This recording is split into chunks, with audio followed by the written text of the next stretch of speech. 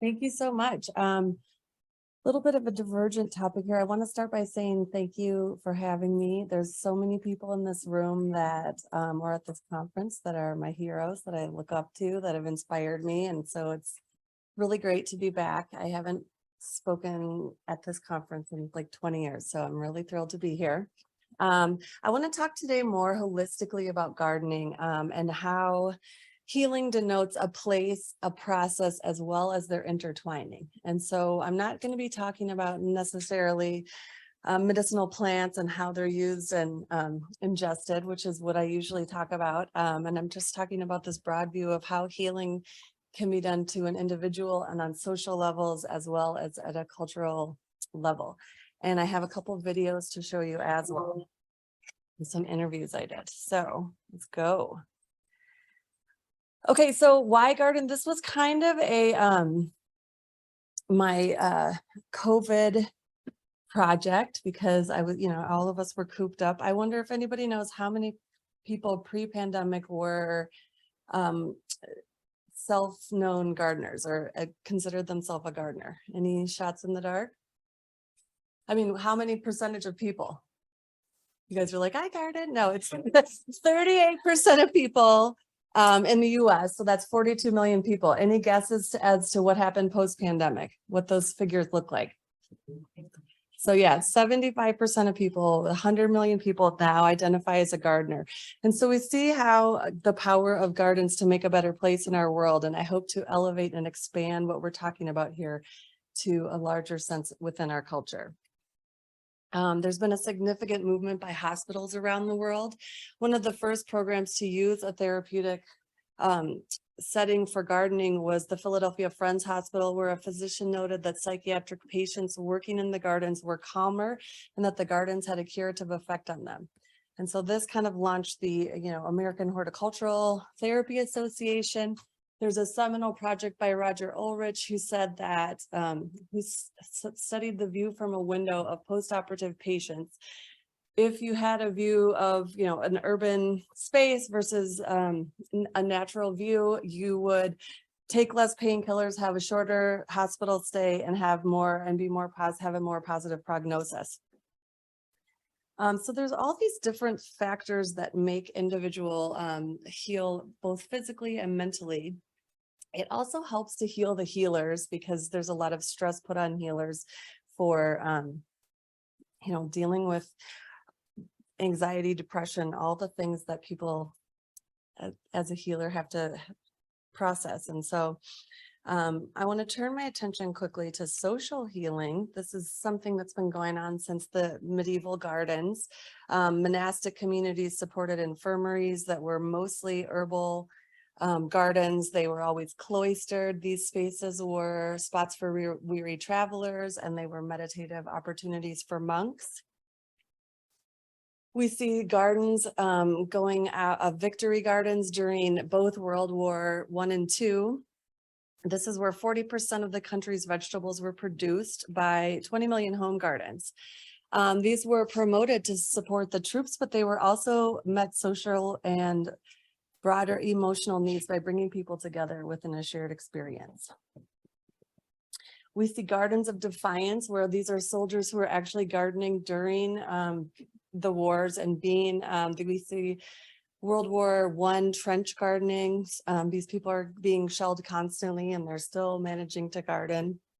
We saw in World War II, there were subsistence gardens maintained within the walls of the Jewish ghettos in Warsaw, Poland. In our more recent wars, we saw the Iraqi gardening. They said that they wanted to see a little bit of green, as well as it helped them kind of relate to and stop missing their families. It was something that they would do with their families. We see gardens as a result of civil rights. There were gardens erected in Los Angeles after the Rodney King beating. A lot of low-income families grew food, subsidized their expenses, increased food security and access to fresh produce. This also created this social network, right, where you catalyze a collective effort to take care of one another's needs. And then we see a new term popping up called guerrilla gardening. These are some women gardening on the side of the freeway in Cape Town, which obviously wasn't the greatest spot to garden because of the fumes and the residue from the automobiles. But we see guerrilla gardening popping up. It's just people growing plants in places without their permission. If you Google it, it's pretty interesting. You'll see like police chasing people away from gardening on a median in a roundabout or something. But the Spanish word guerrilla means little war, and this refers to resistance. So these gardens promote opportunities to reclaim spaces and often work against bureaucratic and corporate powers. So I'm going to show you a video of, let's see if I can see this.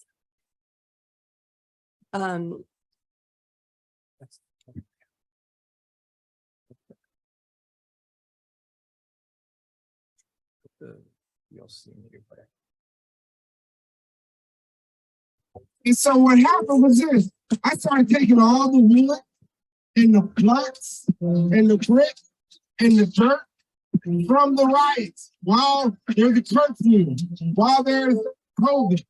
And people saying, Anyway, I'm from Minneapolis. I drove by George Floyd Square many times. I was not a part of the riots as it was right in the middle of COVID. And to be honest, I had to drive by here because the freeway was closed. And I drove by 3 times and then I said, I have to go in here. I have to see what's going on. And what I found was that there was 3 gardens at the epicenter right where George Floyd was killed. And I was like, this is a miracle. Like it could have been this massive, destructive, burned out area. There was those spaces around the town. But in this space, there was 3 different gardens. And so I kept going back because I realized not somebody is in charge of this. It's not like a garden just appeared out of this space. And I finally figured out who was doing, you can't get it? No, I can get it to show on this one. Oh. There we go. Anyway, this is Jay the gardener, and this is an interview I had with him. Where's the mouse? Yeah, it's because it's not on this one. and so what happened was this. I started taking all the wood and the planks and the brick and the dirt from the riots while there's a curfew, while there's COVID. And people saying, what are you going to do? I said, I'm going to make a garden. Why the garden? Why the plants? Because I studied martial arts and the science of fire water form. And water form is where it's like an intercepting fist where you intercept and then you return. And so, but I intercepted the burning, and then I turned it back into a flower. Then I started painting, healing, health, life, love, all underneath the garden. With the whole premise that DNA will be resonated. Anything that is fight and live is giving off healing. And so I took all the flowers that were dying during the riots and people were throwing them out. And I said, you know what? Let's just not let this go to waste. That roundabout, that fist, the roundabout, all those are rescues. And then in the greenhouse, those are rescues. Behind you, that garden is rescues. And we're making more and more. So I told, come here. Okay, you got pain, leave it right there in the garden. Leave it, deposit it right there. And watch all this pain. I want to turn the pain into beauty and deposit, tell it, share it with it. And when you were in the greenhouse, I said, no, stay in the greenhouse. That's where it's supposed to be at. You know, that's where it's the healing garden, the victory garden, and then the recuperation garden. The recuperation garden is where we take things and recuperate them. This is the newly planted Victory Garden. Obviously, it represents, you know, the Victory Gardens of the past, but the reclaiming of the space. And it's a community garden in the sense that it is for the community and people can get vegetables from this area if they need them. That's not even, what is that? Not even 20 by 20 space, and we have all those different. And we're gonna do more, you know. And it's just, I'm grateful because I look forward to seeing, you know, and understanding how plants can heal. Okay, so that is Jay the gardener. We had they removed the space with bulldozers and took the gardens away, and then the community built them back again, and they are still here today. They wanted to make that square, you know, impassable to traffic. And then at some point the mayor said, no, we're not going to do that anymore. So in any case, the gardens still remain, which I just thought was a pretty fantastic phenomenon to see in the center of this stressful space. I'm going to move on to one more thing. And I guess what I wanted to say about that is that I've found that when there are a lot of injustices that cannot be healed easily, gardening has made a platform for at least a peaceful interaction, and can transcend some of the things that divide us. In terms of cultural healing, I want to talk about, we talk about the lands that we are on, and museums are giving back artifacts to different people. But in terms of the Native American cultures and many other ancient cultures, people view nature as the ultimate healer. And so as most of us live in urban areas these days, there's a need to evaluate what is our view of nature and how is our healing connected to what now, just medical systems? There's a quote that I like by Alfred Austin, who's an English poet laureate, who said, "Show me your garden and I will show you who you are." Here in the United States, there are 4 million miles of irrigated lawns. And so this is much more than natural parklands that we have. So what does that say about us as a culture? In the beginning of the urbanization of our areas in the Industrial Revolution, Frederick Law Olmsted, who's the father of modern landscape design, created parks. He called them salubrious landscapes. So these healing landscapes without flowers, where people who were working, the poor people of the Industrial Revolution had a healing place to relieve irritation, depression, exhaustion, and excessive materialism. And so this ethos is still an influence in American landscapes today. I want to show you one more video of a project that I found in urban Minneapolis. Is he gone? Can you help me again? So, thank you. This one. Mm-hmm. Hello, my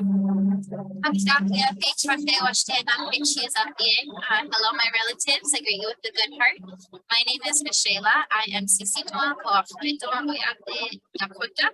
And I work for Lower Philander Project, which is a native-led environmental organization here in Emory, or St. Paul.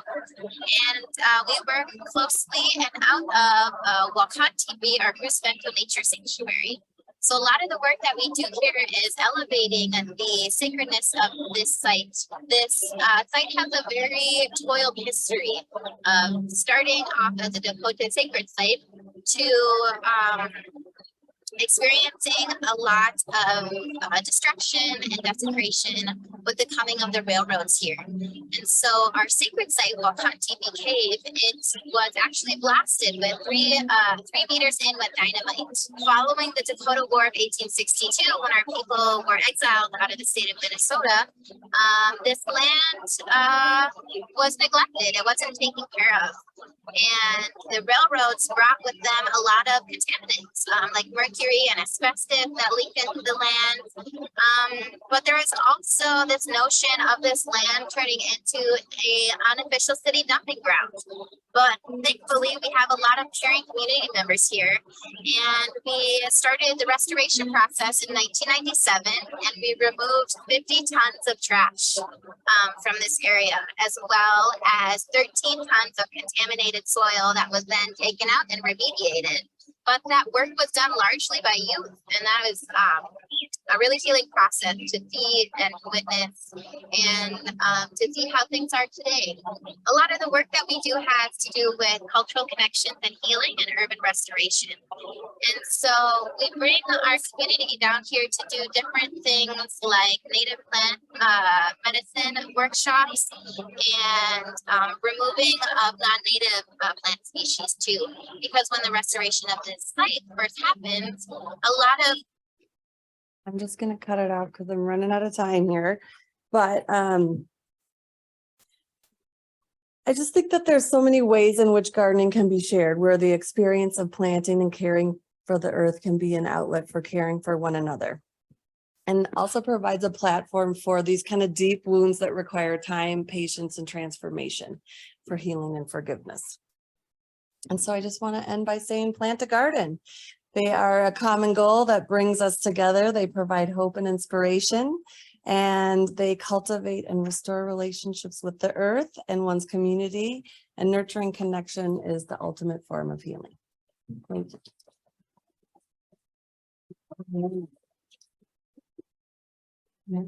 Any questions? Yes.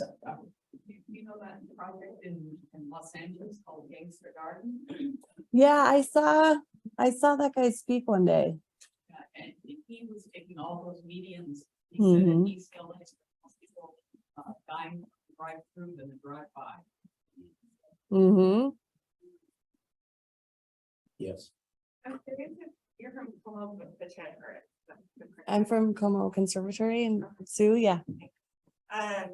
Do you all have a community gardening space there, or have you considered creating? Well, I'm pretty new in my role. I've only been there for a year. And so I left academia. I think I've 17 years in academia. So it's a whole new world for me. But yes, I'm pursuing that. At the moment, we do not, but I would love to have that. We have a lot of park space. So yeah. Yes. You do like seasonal gardening, like do you like rosary plants out here or? Well, it's a conservatory, so it's all under glass. So there's 3 acres of gardens that people see, 2 acres under glass that people don't see, and then the grounds around it. And then there's a zoo associated with it. And we also garden the zoo. I'm calling it zoodiculture. It's a word you guys can use if you want to. I know a lot of people garden at zoos, but that's what I'm doing right now. So there's always plants. I mean, there's obviously a long winter where we don't have our water garden plants out, but there's always things to see inside. Last question. Yeah, I just wanted to say thank you for the message of healing around George Floyd. In Texas, we're very distant from it. We've just reeled and reeled with no real story of resolution. And I'll be able to do that. Oh, good. Yeah, it was shocking to me. And the artwork, all the surrounding it was really beautiful. And there was so many beautiful things that came out of the space that I couldn't believe it. It was lovely. Thank you. Thank you.